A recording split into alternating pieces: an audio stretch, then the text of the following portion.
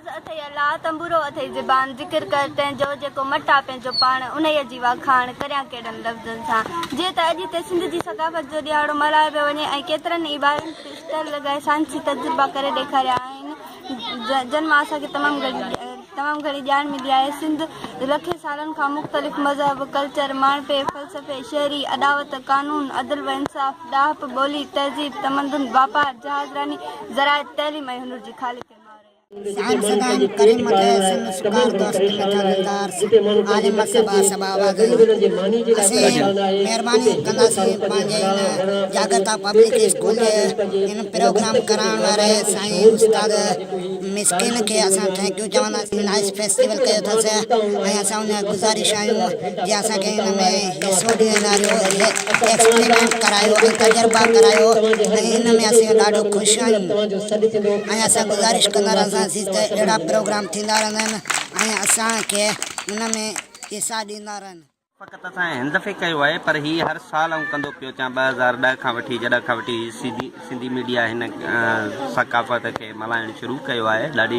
ख़ुशी जहिड़ी ॻाल्हि आहे। इन खां अॻु में असां हीउ प्रोग्राम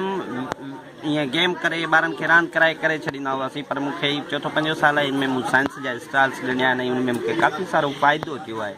जागरदा स्कूल जेको आहे साईं महमूद मिस्किन ठाहियो लेगारी साहिबु उहो हिकिड़ो अनमोल स्कूल आहे सिंध जे तारीख़ में हिकिड़ो हिसियत रखे थो पियो। अॼु जो ॾींहुं जेको आहे उन सां हीअ हिकु तारीख़ शामिलु करे थी त सिंध में अहिड़ा अनेक माण्हू रहनि था जेके मुंहिंजे दड़े सां तारीख़ मुशाबत रखनि था। हीउ महमूद मिस्किन वीचारो उहो माण्हू आहे जंहिंजो 3 कमरनि मुश्तमिल हिकिड़ो स्कूल आहे ऐं मूंखे ॾिसी हिकिड़ी हैरत बि थी आहे ख़ुशी बि थी आहे त सिंध जा क़दीम माॻ हीअ जेके लिगर बिजण जी मिसाल ॿुधायां असांजो साथी पुराणो आहे गचरो पुराणो उन में हुन इलाइक़े में हिकिड़ो स्कूल आहे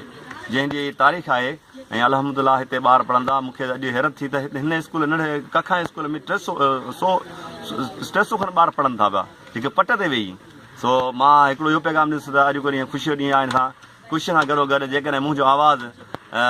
ऐवाननि ताईं पहुचे रहे थो मां ख़ासि करे वज़ीर आला सिंध मुराद अली शाह साहिब खे चवंदुसि त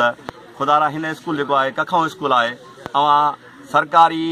नुक़्ते नज़र सां ॾिसी करे अहिड़े स्कूल खे हथिया ॾियो ऐं अहिड़े स्कूल खे बिल्डिंग ठाहे ॾियो अहिड़ा जेके पट ते ॿार पढ़ंदा पिया उन्हनि खे बहितरीनु फर्नीचर ॾियो जहिड़ी तरह ॿियनि स्कूलनि खे ॾिनो वियो आहे त उहो हीअ ॿार तइलीम पिया आहिनि ऐं हितां ई इनशा अल्लाह ताला हिन स्कूल में इंजीनियर ऐं डॉक्टर पैदा थींदा। ऐं मुंहिंजो इहो पैगाम आहे वरी बि इल्मु दोस्तनि खे त विज़िट कयो ऐं अहिड़े स्कूल खे ॾिसो इनशा अल्लाह कामयाबी असांजी मुक़दरु हूंदी ऐं सिंध जो घाट ऊचो रहंदो।